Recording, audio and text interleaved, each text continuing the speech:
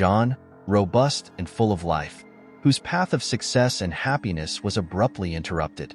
John had always been a pillar of strength for his family. His imposing presence and generous heart made him an admirable husband and an exemplary father. But life has a cruel way of turning our worlds upside down. It was a sunny morning when John received the news that would change everything. In the doctor's office, the silence was deafening. The diagnosis was a devastating blow, a rare and aggressive disease advancing relentlessly. John's face, usually so full of life, contorted in a mixture of shock and disbelief.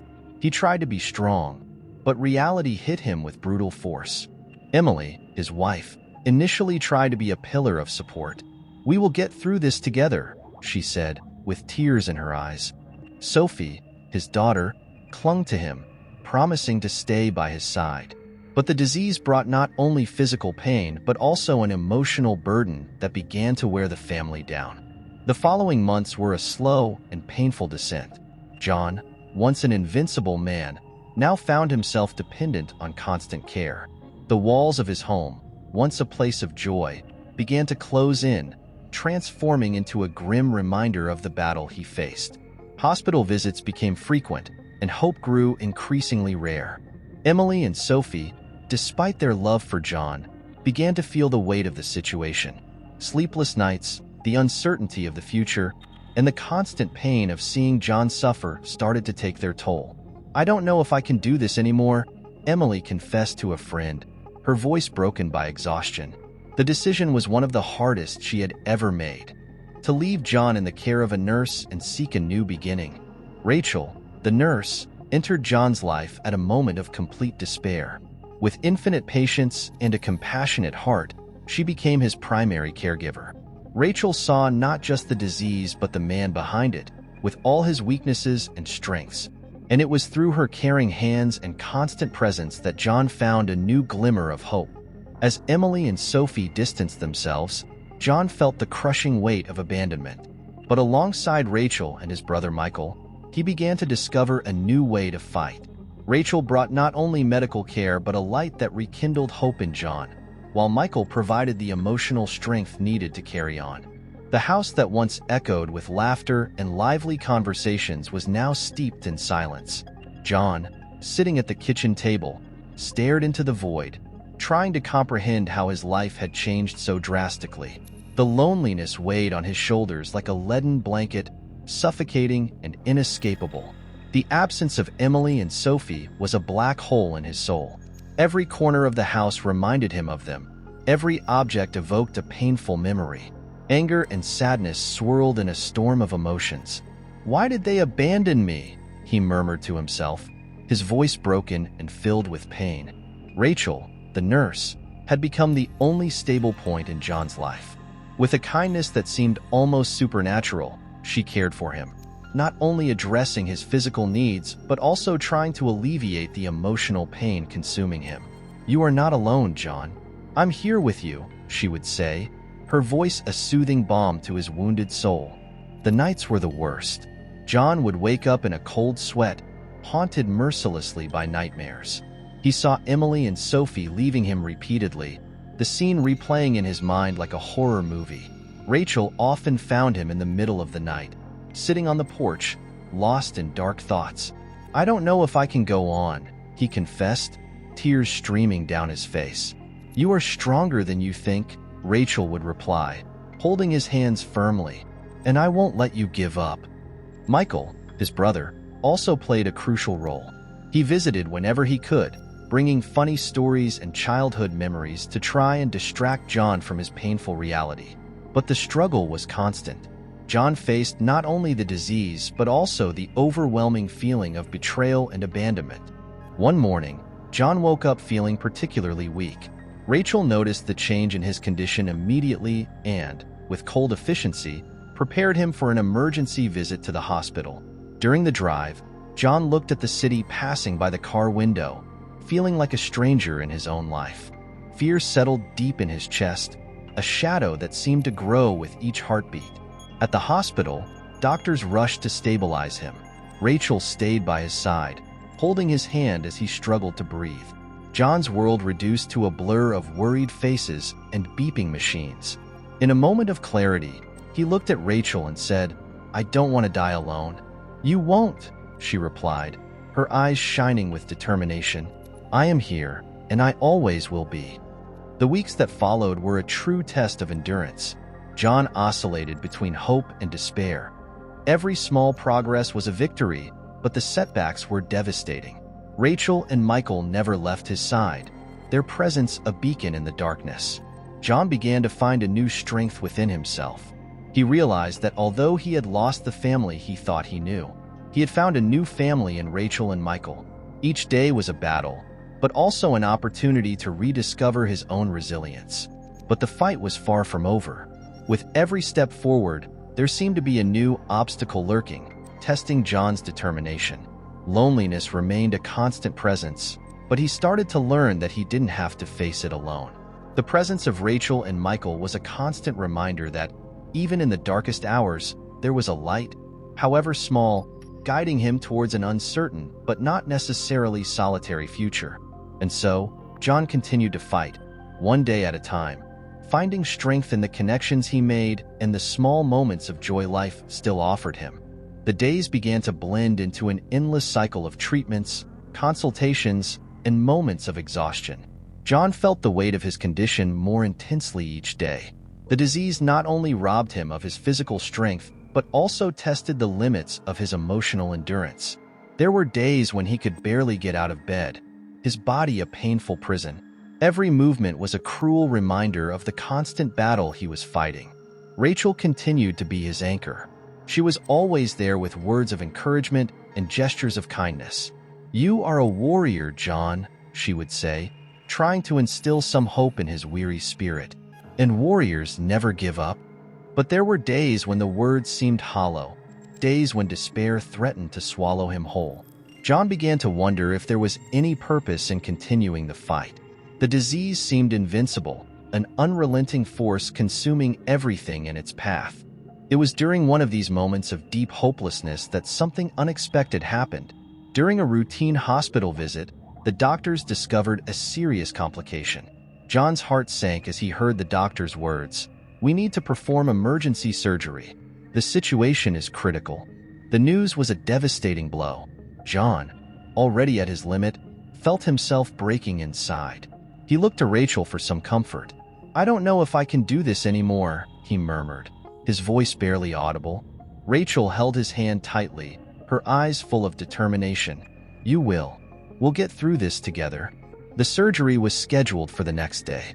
The night before was one of the longest of John's life. He tried to sleep, but anxiety and fear kept him awake.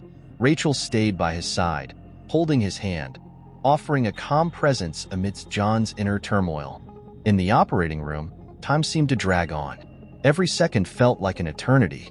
When John finally woke up, he felt a wave of relief seeing Rachel's familiar face. "You did it, John," she said, her voice soft as a whisper.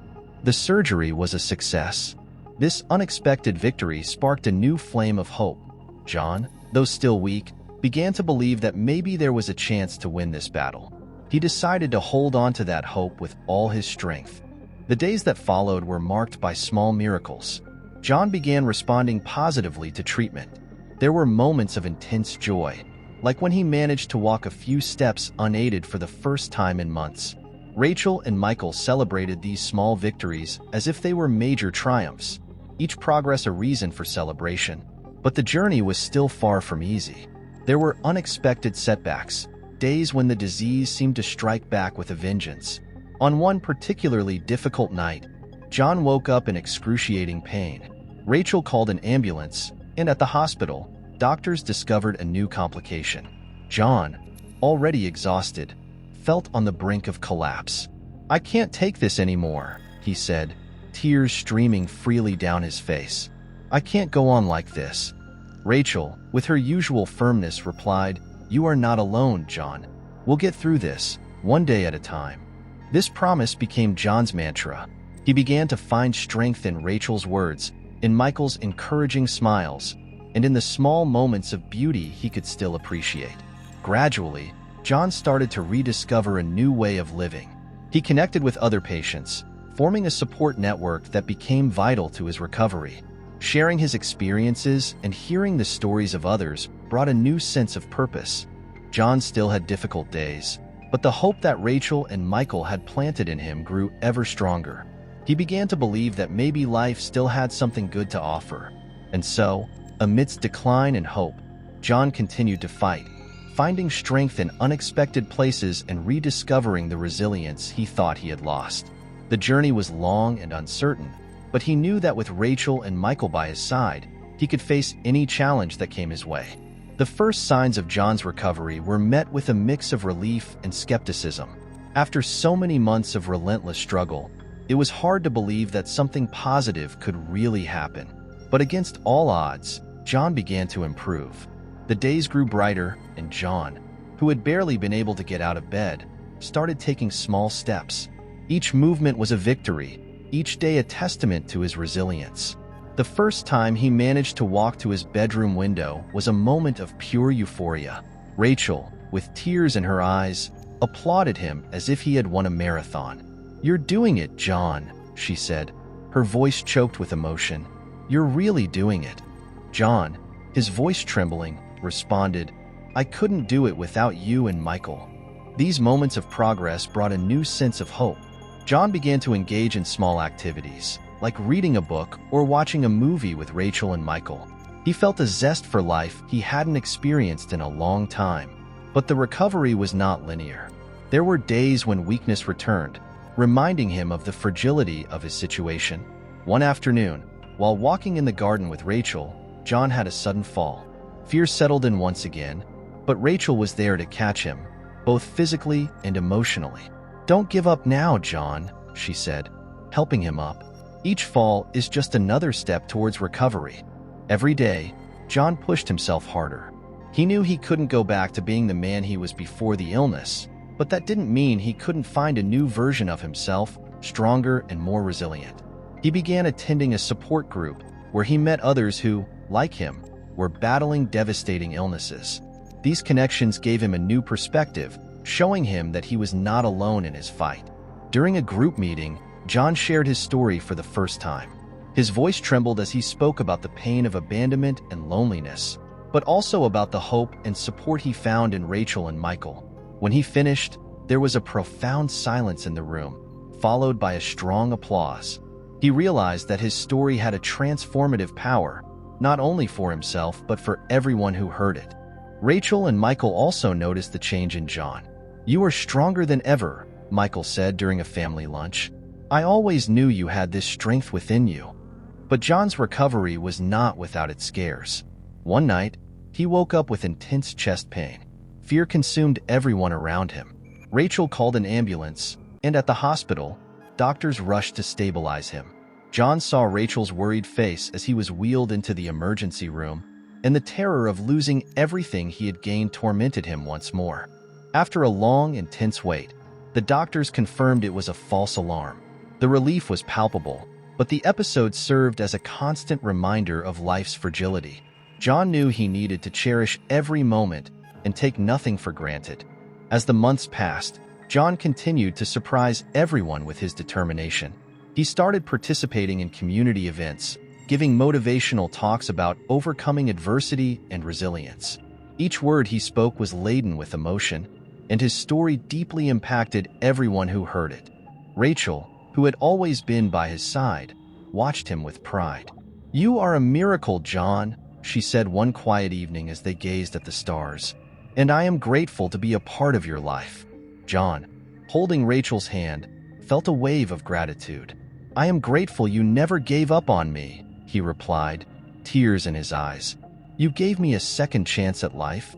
John's recovery was not just physical, but also emotional and spiritual. He rediscovered the joy of living, the importance of human connections, and the power of unconditional love and support. John's life had found a new rhythm, a new normal. His days were filled with activities that brought a smile to his face and a renewed sense of purpose. But, as life often does, the unexpected was lurking, ready to turn his world upside down once again. It was on a sunny afternoon that John's tranquility was interrupted. He was in the garden, tending to the plants, when he heard the sound of a car approaching. When he looked up, his heart nearly stopped. There, at the entrance of his home, were Emily and Sophie. The initial shock gave way to a tumult of emotions: anger, pain, and deep sadness. John didn't know whether to approach them or simply go back inside and pretend he hadn't seen them. But Emily and Sophie had already noticed his presence. "John," called Emily, her voice carrying a mix of regret and determination. "Can we talk?" John felt a mix of curiosity and resistance.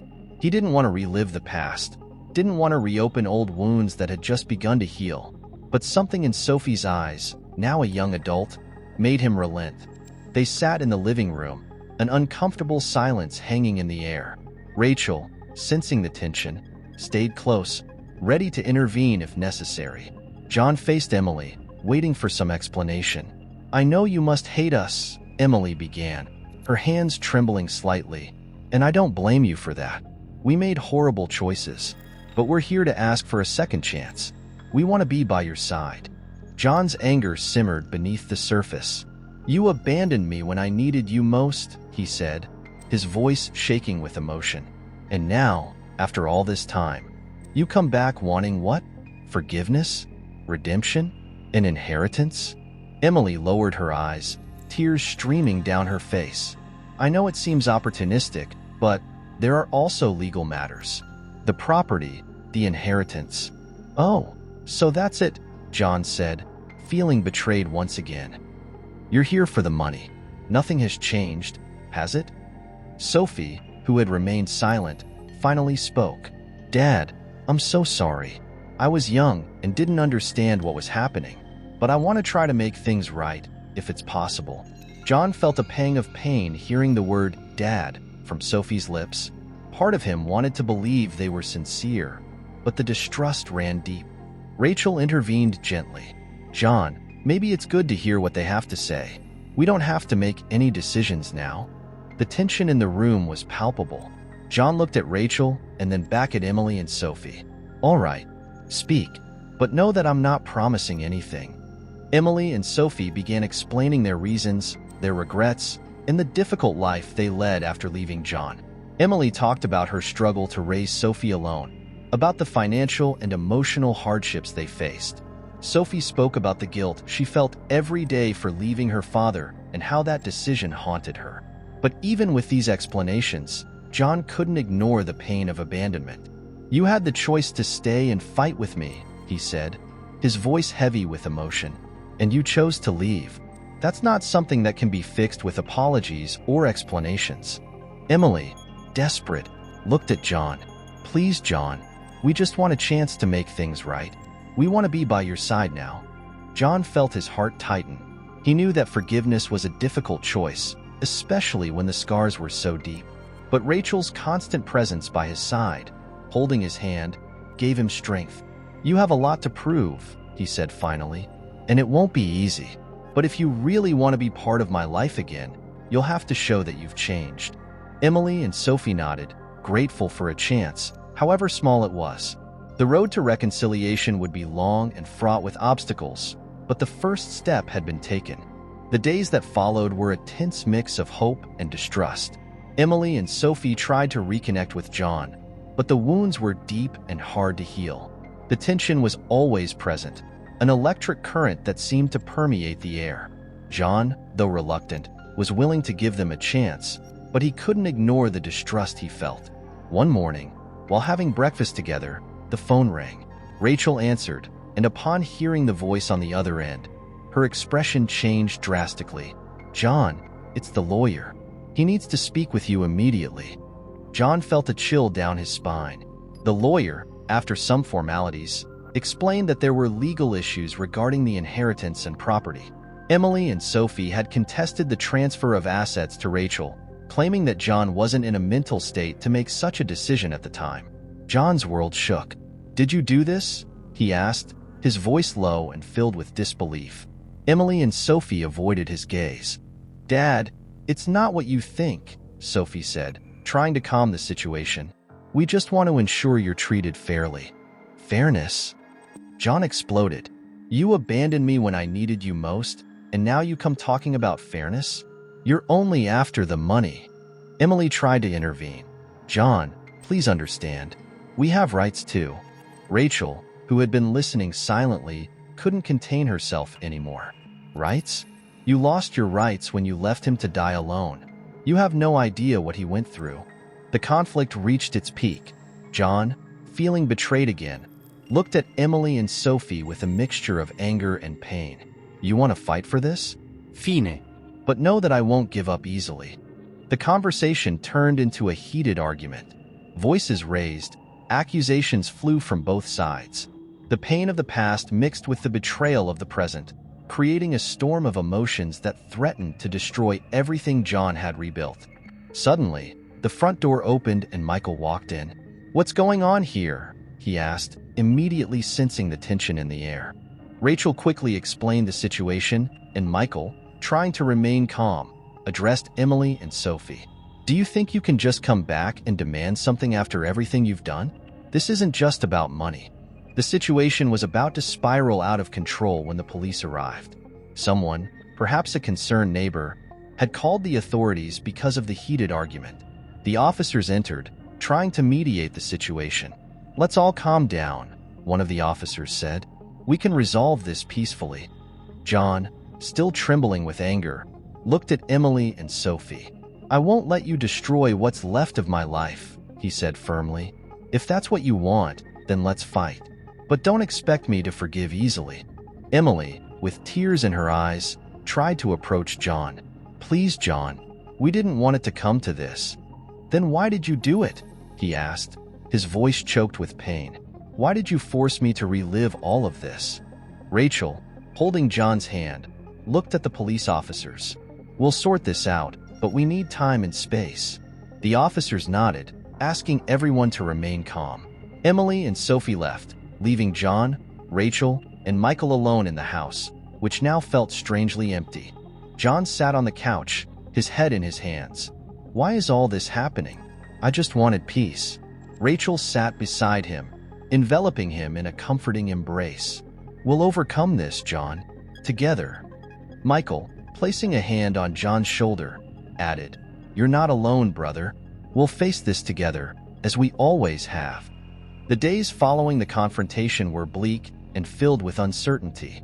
John found himself on the edge of an emotional abyss, grappling not only with physical pain but also with the renewed betrayal from his family.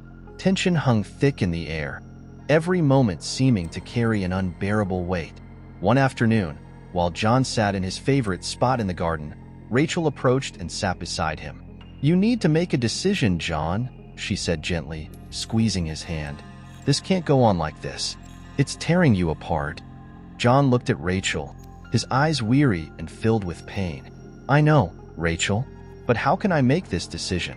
I never thought my life would come to this." Rachel tightened her grip on John's hand, conveying strength and reassurance. "You're not alone. Michael and I are here to support you, no matter what you decide." The dilemma was overwhelming. On one hand, John felt a deep desire to protect what he had built with Rachel and Michael, to ensure that his inheritance went to someone who truly cared about him. On the other hand, there lingered a residue of love and hope for reconciliation with Emily and Sophie, a part of him still wanting to believe that they could change. That night, John couldn't sleep. He paced around the house, memories of happier times mingling with the pain of the present. Finally, he decided to call Michael. "I need to talk," he said, his voice trembling. Michael arrived quickly, finding John sitting in the living room, looking lost. "John, you need to do what's best for you," Michael said, sitting beside him. "If that means cutting ties definitively, then so be it. But this decision needs to be yours." John sighed deeply, feeling the weight of every word. He knew Michael was right. This decision needed to come from within, from the truest place in his heart. And so, after many sleepless nights and countless conversations with Rachel and Michael, John finally made his choice.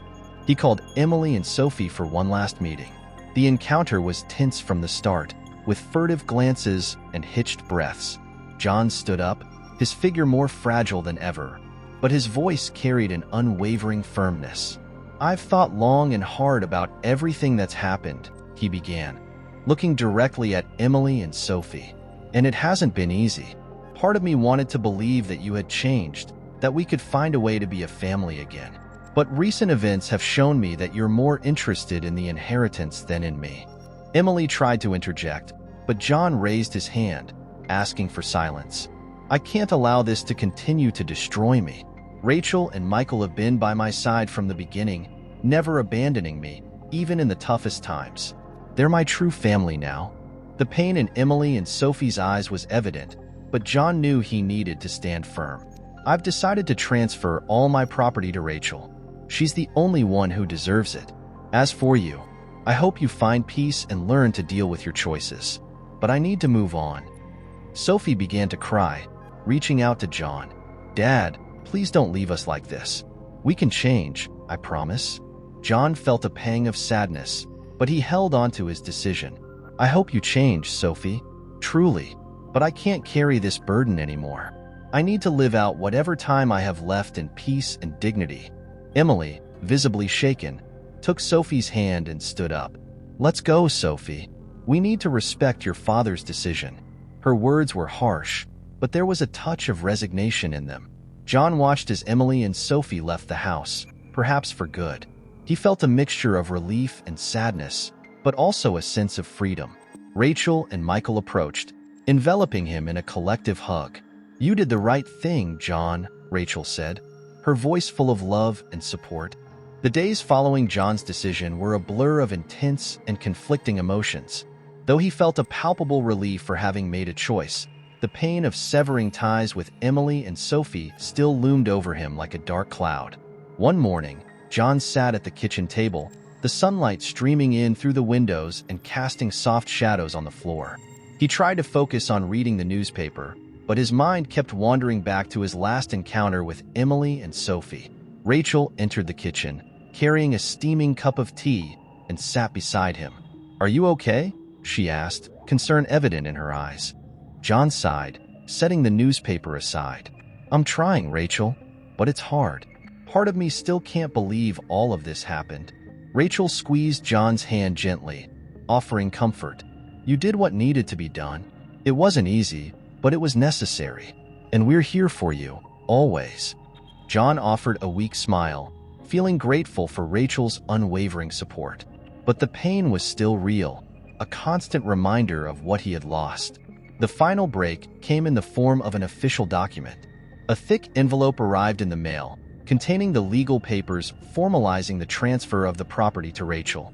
John read every line carefully, feeling the weight of the decision in each word.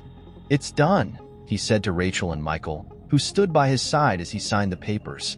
"There's no turning back now." In that moment, the reality of the situation hit hard. John had definitively severed ties with Emily and Sophie. It was a complete break, with no chance of reconciliation. The pain was intense, but there was also a sense of peace. He knew he had made the right choice for his own well-being. The following days were a roller coaster of emotions. John spent hours reflecting on his life, on the choices that had brought him to this point. There were moments of deep sadness, but also moments of clarity and acceptance. One night, as he sat on the porch, gazing at the stars, John was surprised by Sophie's visit. She was alone, her face streaked with tears. "Dad, can I talk to you?" she asked, her voice trembling.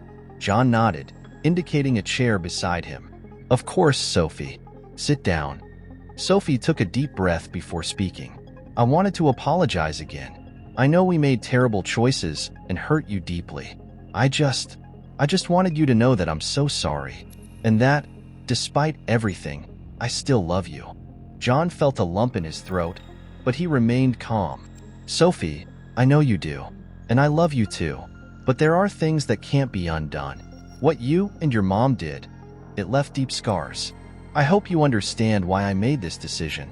Sophie nodded, tears streaming down her face. "Ido, Dad." "And I'll respect your decision. I just wanted you to know that, regardless of everything, you'll always be my dad."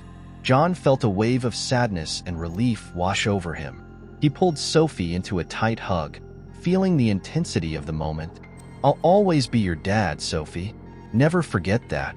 After that night, Sophie didn't come back. John knew she was trying to move forward, just like him. The final break had happened, but there was a newfound understanding between them. Life went on, and John was determined to find peace and happiness, despite the scars of the past. With the property transfer finalized and the definitive break established, John began to open himself up to new possibilities. The pain and anger that once dominated his days started to give way to feelings of hope and renewal. It was as if, for the first time in a long while, he could breathe freely. John decided it was time to break out of the shell his home had become. He started to get more involved in the local community, attending events and meetings he had previously avoided. One day, Rachel suggested he speak at a meeting of the support group he belonged to. "You have a powerful story, John," she said, with an encouraging smile.